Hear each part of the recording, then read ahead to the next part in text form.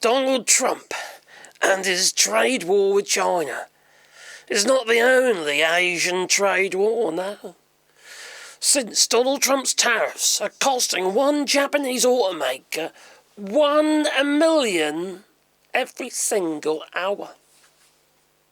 Well, needless to say, the representatives of Japan, in this case the trade minister, has spoken out with a warning to the United States. Basically, long story short, in this Pearl Harbor moment, the sequel, we'll dump $1 trillion, well actually $1.1 trillion on the market. Oh. And what would happen to the value of the dollar if that happens? Well, the value of the dollar would just plummet. And the United States will be thrown into a depression just like that. More suffering, more poverty. Not for Donald Trump, obviously he'll be alright, he don't give a damn, he's gambling with your lifestyle, that's what he's doing. Making the poor poorer and the rich wonder what the hell they've kind of suckled up to, if you know what I mean. Well, it has to be said, Donald Trump's tariffs are, how to put it, stirring up the world order. But you see, some countries are going to consider this as an act of war. And they will use whatever means in their armoury, not necessarily military, to actually fight Donald Trump and his tariffs. Because this is a war, this is a trade war. Donald Trump is inflicting a trade war on whoever he so wishes. And the latest round of tariffs on imported parts of 25%. So you got car manufacturers like Nissan, what have you. Well, they ain't going to be too happy, are they? No. But it's just affecting Nissan, it's affecting Chrysler, you name it, it's General Motors. Yeah, there's going to be job losses. There will. Now, there has been a lot of stockpiling being going on in the United States prior to these tariffs, and that's why we've seen a bit of a blip. But just like when we come out of the pandemic, we saw a blip and then it tapered off again. The same thing is going to happen. But if they flood the currency, the value of the currency is going to plummet. And maybe the euro could then be the new world currency, reserve currency. Donald Trump, you are destroying the United States. Not just its reputation, but its resolve, its place in the world.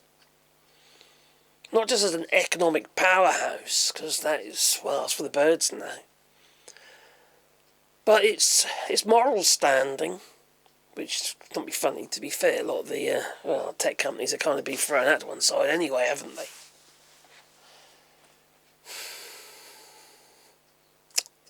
No longer the world's arbiter, no.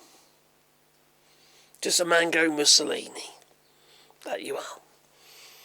Anyway, what do you think about this? Do you think this could be disastrous? Because that is what they're threatening. You either get rid of these tariffs or we are going to dump $1.1 trillion. And we know that they can. And they could probably, well, it'll hurt them. But they could probably afford to.